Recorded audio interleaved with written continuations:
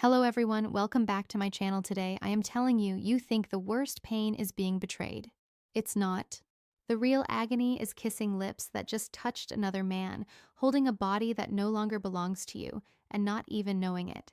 Many men convince themselves her distance is just stress, or age, or routine. But the truth is harsher. Women rarely confess, yet they always reveal.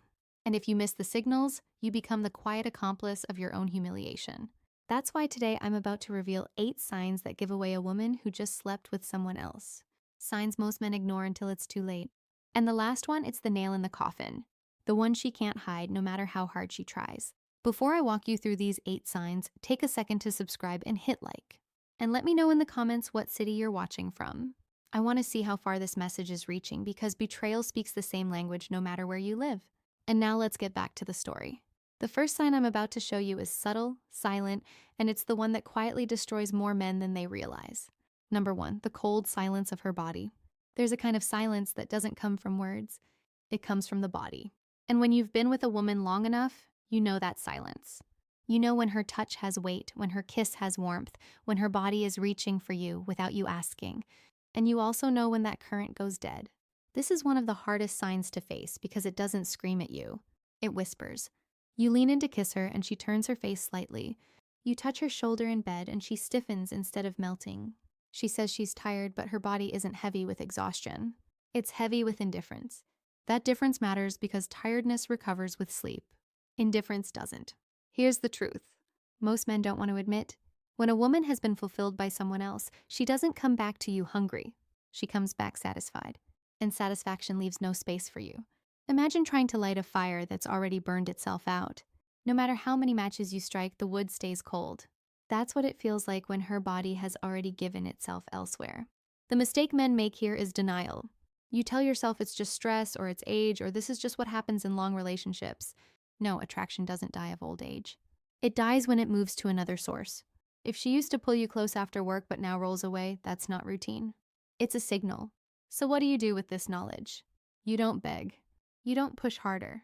You observe. You test. Instead of chasing, pull back. Watch if the distance shrinks on its own or if it widens even further. A woman who still desires you will eventually reach out again. A woman who's given herself away will let the silence deepen. Your job isn't to force her body to respond. Your job is to recognize when the response is gone.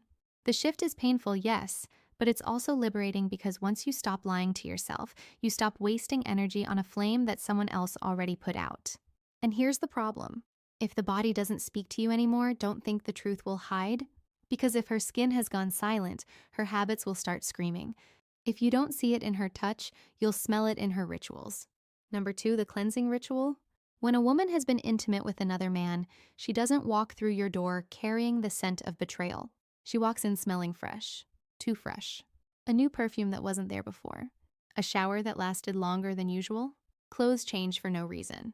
Underwear swapped in a way that doesn't match the rest of the day. On the surface, it looks like self-care.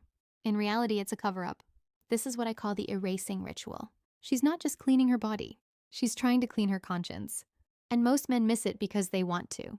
You tell yourself she just likes to feel fresh or she's trying a new scent. That's how you gaslight yourself because you don't want to face the darker possibility that she's removing the traces of someone else before you notice. Here's how it works.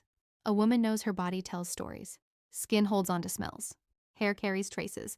Clothes remember contact. So she scrubs. She sprays. She hides the evidence under lavender and soap. And the irony is that the more she tries to erase, the louder it becomes.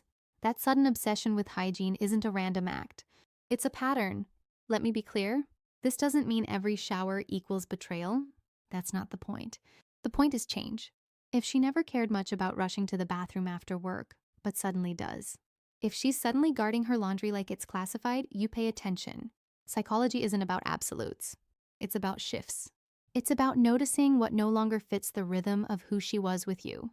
So what's the move? Stop excusing the inexcusable. Don't laugh it off. Don't pat yourself on the back thinking, at least she's taking care of herself. No. Observe. Connect the dots. If this ritual repeats, if it always comes with that too perfect smile afterward, you know what's going on. The mistake men make is ignoring their nose and their gut. You smell the perfume, but you call it fragrance instead of deception. You notice the overcleanliness, but you label it personal growth. That's how you become an accomplice to your own replacement. The solution is awareness. When the pattern shows up, you don't confront with rage. You acknowledge with clarity. You don't need to accuse, you need to see, because once you see it, you can't unsee it. And that clarity changes how you show up. But here's the thing, hygiene is just the surface. Underneath, the game goes deeper. Because when her body is clean, she still has to deal with her emotions. And guilt has a way of spilling out sideways. Number 3, the blame game. Unjustified irritation. When guilt becomes too heavy for her to carry, she doesn't confess it. She transfers it. Suddenly, you're the problem. You walk through the door, and instead of a hello, you get a complaint. You load the dishwasher wrong. You're too quiet. You're too talkative.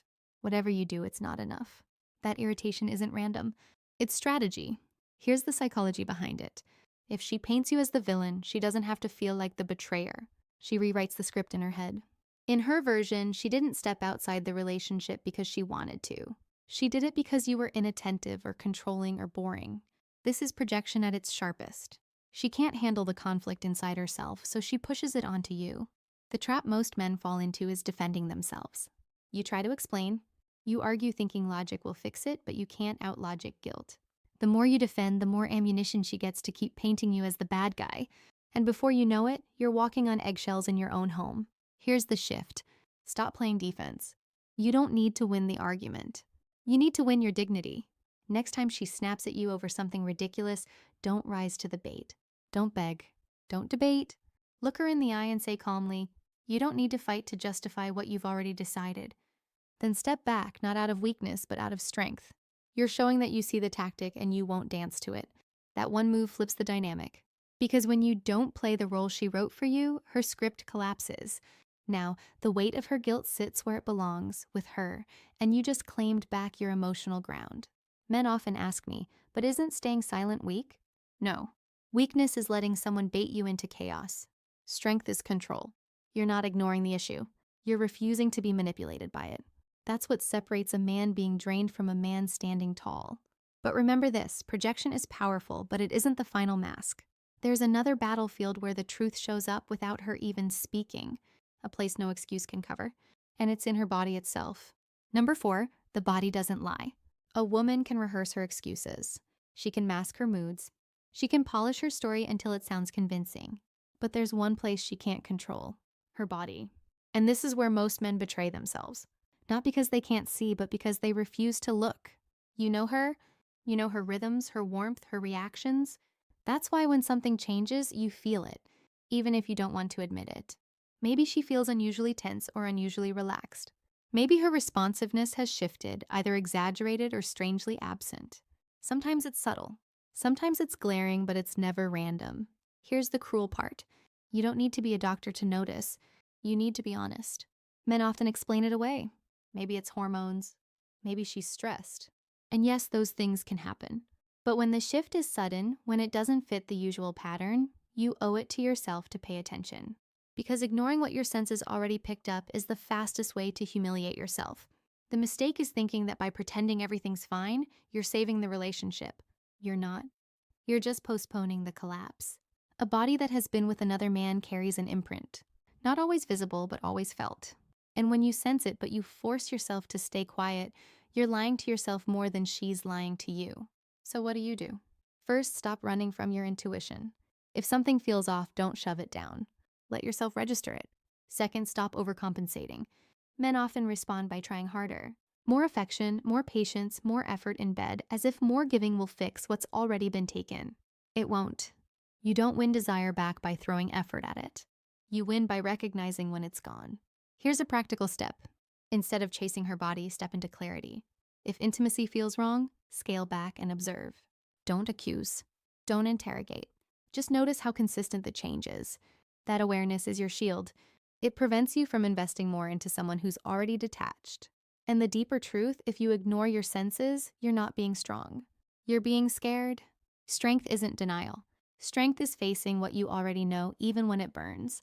But guilt doesn't always show up as coldness. Sometimes to cover the cracks, she goes in the opposite direction.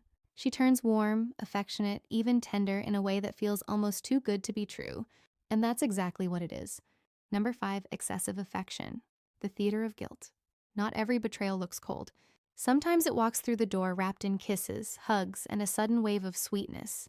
And if you're not paying attention, you'll mistake guilt for love. This is one of the cruelest tricks because it plays directly on your hope. You felt her slipping away. You've sensed the silence, and suddenly she's holding your hand again, kissing you on the cheek, whispering, "I love you," with watery eyes, and your heart wants to believe it's real. You think she's coming back to me, but she isn't. She's trying to come back to herself. That affection isn't for you. It's for her conscience. Here's the psychology. After crossing the line, many women don't pull away. They pull closer, not because they've rediscovered their desire, but because they need to silence the guilt. Touching you, cooking for you, saying nice words, it's all part of the act. The act isn't to keep you happy. It's to keep her from drowning in self-disgust. The mistake men make is treating this affection like a second chance. You drop your guard. You stop observing. You breathe out in relief. And that's when you lose all leverage. You become the comfort toy, the safe space she clings to while her passion burns somewhere else. You end up holding her guilt, not her love. So what's the move? Learn to test the source. Ask yourself, does this affection come with consistency or only in waves after unexplained absences? Does she touch you with desire or with obligation? Does she lean in with warmth or does it feel rehearsed, almost exaggerated? Those questions cut through the fog. And here's the tough medicine. Don't reward guilty affection. Don't let her wipe her conscience on your shoulders. You don't need hugs that are born from betrayal. What you need is honesty, even if it's cold. And sometimes the strongest thing you can say is this: "I'd rather have your silence than your guilty embrace." That statement isn't for her. It's for you. It's your way of reclaiming self-respect in the face of false tenderness. Because here's the truth. Love doesn't need theater. Real connection doesn't show up only after guilt. If her affection feels like an apology instead of desire, you already know the difference. And once you know, you can never go back to pretending. But if you keep accepting her guilty embrace, the next stage is worse because she won't just touch you without desire. She'll stay with you physically while her mind drifts miles away. Number 6, emotional absence and intimacy. There's a difference between a body beside you and a soul with you. And once you felt that difference, it's impossible to unfeel it. This is the stage where betrayal cuts the deepest. Not because of what she does, but because of what she withholds. She gives you her body, but she no longer gives you herself. Picture this. You're in bed. Everything looks normal. She touches you. She moves. She even moans. On the surface, it's all there, but something is missing. Her eyes are empty. Her energy doesn't sync with yours. You can feel that she's somewhere else, replaying a memory that doesn't involve you. That's not intimacy. That's theater. And here's the brutal truth. A woman who's emotionally absent during intimacy is already gone. You're not making love. You're playing a role in her cover-up. And men who ignore this always tell themselves the same comforting lie. She's just tired or it's stress. But deep down, you know the difference. Tiredness still allows presence. Stress still allows connection. This absence, it's a void. The mistake most men make is pushing harder. You think if I try more, she'll come back. So you give more affection, more patience, more effort, hoping to win her over. But the more you push, the further she drifts because her fire isn't missing. It's burning somewhere else. And every extra ounce of effort you give just teaches her one thing. She doesn't need to give anything back. So what's the solution? Stop chasing ghosts. Respect yourself enough to notice when her soul isn't with you. Pull back, say less, and most importantly, don't confuse physical participation with emotional presence. When her spirit has left, your job isn't to drag it back. It's to decide whether you'll keep lying in a bed that feels colder by the night. Here's a simple step. Next time you sense that absence, don't cover it with more effort. Pause, look at her, and in your mind, tell yourself the truth. I'm not here to beg for connection. I'm here to recognize reality. That shift in mindset alone changes everything. It stops you from being the man who tries to revive a bond that's already been buried. Because being next to a woman who isn't truly with you isn't love, it's humiliation. And if you let that humiliation settle, the next sign will expose it in plain daylight. She won't just leave you emotionally absent in bed. She'll start leaving you physically absent in time. Number 7, the late returns, empty excuses. When love is real, time bends to make room for it. A woman who still desires you will find her way back to you. Thanks for watching.